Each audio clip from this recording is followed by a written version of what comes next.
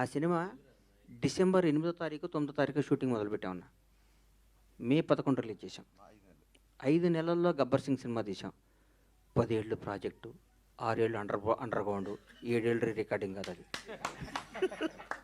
150 days. నా Anjaneyulu cinema 95 release అయింది. 95 release అయింది.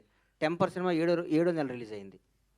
1 ఇయర్ సినిమా అటువంటి 9వ నెల తల్లే బిడ్డని జన్మనిస్తుంటే మనం సినిమా అంతకంటే ఏందన్నా. ఒక మాతృమూర్తి ఒక బిడ్డను 9 మంత్స్లో డెలివరీ చేసి బయట వాడిని 10 చేస్తుంది.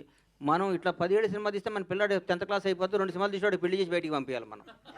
ప్రతి ఏడు మీ అందరి ద్వారా మా హీరో అందరినీ, మీ స్టార్లందరినీ చేతులైతే నమస్కారం. సంవత్సరానికి ఒక సినిమా రిలీజ్ అవ్వాలి ఎట్టి పరిస్థితులను కోరుకుంటున్నాను. ఎందుకంటే 400-500 కుటుంబాలు బతుకుతాయి, హ్యాపీగా ఉంటాయి. సినిమా థియేటర్లు, ఎగ్జిబిటర్లు కళకళ, ప్రతిరోజు పండగ. ఒక సినిమా రిలీజ్ అవుతుంటే ఒక స్టార్ హీరోతో ఒక పండగ అవుతుంది. ఎప్పుడో 5 ఏళ్ళకి ఒకసారి ఇస్తూ ఉంటాయి. అప్పుడు కూడా మనం ఇంతకుముందు ఎప్పుడో పురాణాలు రాశారు, సంక్రాంతి, దీపావళి, దసరా 5 ఏళ్ళకి ఒకసారి పెడదాం, ప్రతి ఏడు ఎత్తేద్దాం అంటే కుదరదు.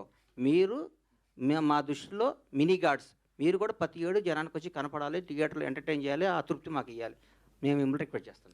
హరీష్ గారు అడగండి సార్, అడగండి.